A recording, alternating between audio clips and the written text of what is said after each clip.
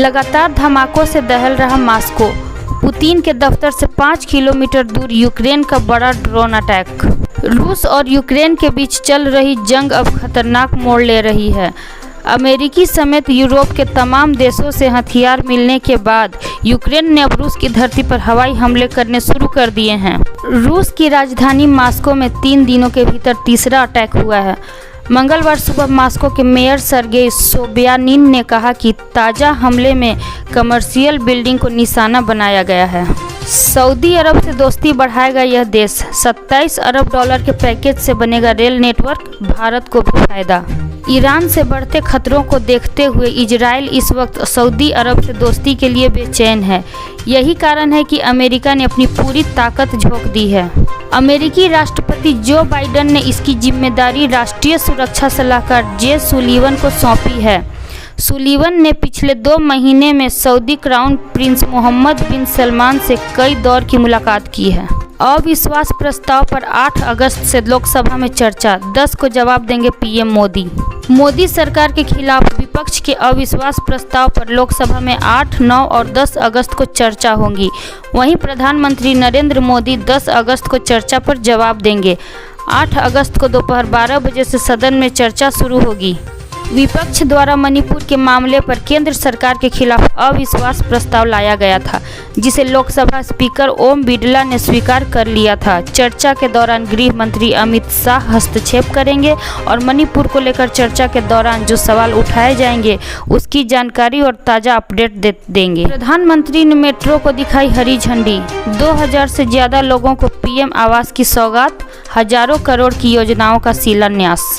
प्रधानमंत्री नरेंद्र मोदी पुणे पहुंचे और यहां के प्रसिद्ध दगड़ू सेठ मंदिर में पूजा अर्चना की। इसके बाद पीएम मोदी को तिलक स्मारक मंदिर ट्रस्ट की तरफ से गठित लोकमान्य तिलक राष्ट्रीय पुरस्कार से भी सम्मानित किया गया। प्रधानमंत्री नरेंद्र मोदी ने शरद पवार और सुशील कुमार शिंदे जैसे नेताओं से भी मुलाकात की और अभिनंदन किया। पुणे में मेट्रो रेल परियोजना को हरी झंडी दिखाकर पीएम मोदी ने रवाना किया। 1 अगस्त को रिकॉर्ड सस्ता हुआ। एलपीजी सिलेंडर सिर्फ 652 रुपये में पहुंचेगा घर। 1 अगस्त से वैसे तो बहुत कुछ बदल गया है, लेकिन यहाँ हम बात कर रहे हैं एलपीजी सिलेंडर के रेटों की। आपको बता दें कि एलपीजी के कमर्शियल सिलेंडर के दामों में 100 रुपये तक की कटौती देखने को मिल रही है। वहीं कंपोजिट सिलेंडर के रेटों में भी मामूली कमी आई है। हालांकि सबसे ज़्यादा घरों में यूज होने वाला 15 किलो के सिलेंडर के रेटों में कोई बदलाव नहीं किया गया है। उसके रेट अभी भी जस के तस बने हुए हैं। जिन रेटों का खबर में जिक्र किया गया है वह कंपोजिट गैस सिलेंडर के रेट हैं। आई फ्लू में जरा सी लापरवाही से हो सकता है अल्सर, तुरंत ले डॉक्टरी सलाह। इन दिनों आंखों को प्रभावित करने वाली फ्लू की बीमारी लगातार बढ़ती दिख रही है। पिछले 1 पखवाड़े से इस बीमारी ने तेजी से पांव पसार लिए हैं।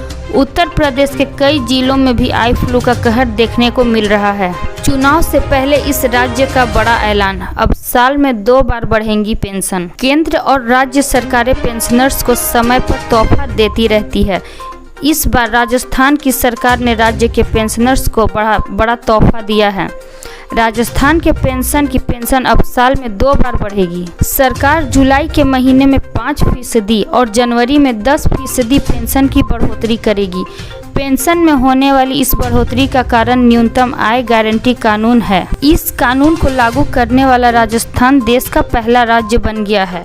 इस कानून के लागू होने से राज्य के कर्मचारियों की पेंशन साल में 2 बार बढ़ेगी। बिहार के 6 जिलों में भारी बारिश का अलर्ट। पटना में सुबह से हो रही झमाझम बारिश। बिहार के मानसून पिछले 2 दिनों से एक बार फिर से सक्रिय हो गया है। मंगलवार यानी आज सुबह सुबह पटना में झमाझम बारिश देखने को मिली है। पटना वासियों को लंबे समय से बारिश का इंतजार था। हालांकि बारिश के बाद एक बार फिर से आसमान में धूप छा जाने की वजह से लोगों को गर्मी का सामना करना पड़ रहा है। मौसम विज्ञान केंद्र पटना ने आज मंगलवार को प्रदेश के 6 जिले कैमूर, नवादा, रोहतास, किशनगंज और औरंगाबाद और गया में भारी बारिश को लेकर अलर्ट जारी किया है। भारत से बात करने को बेताब हैं शहबाज शरीफ। बोले 3 जंग के बाद हमें केवल गरीबी बेरोजगारी मिली। आर्थिक तंगहाली से पूरी तरह टूट चुके पाकिस्तान को अब भारत से अच्छे रिश्ते की याद आ रही है। पाकिस्तान के प्रधानमंत्री शहबाज शरीफ भारत से बातचीत करने के लिए आतुर हैं। मेवात नूह में बने मणिपुर जैसे हालात, इस जिले में लगाई गई धारा 144, बुधवार को दिल्ली में बजरंग दल खोलेगा मोर्चा। मणिपुर हिंसा का मुद्दा शांत ही नहीं हुआ था कि अब हरियाणा में के मेवात नूह में हिंसा हो गई। इस समय सदन में तक मणिपुर हिंसा को लेकर बीजेपी और विपक्ष में तकरार चल रही है।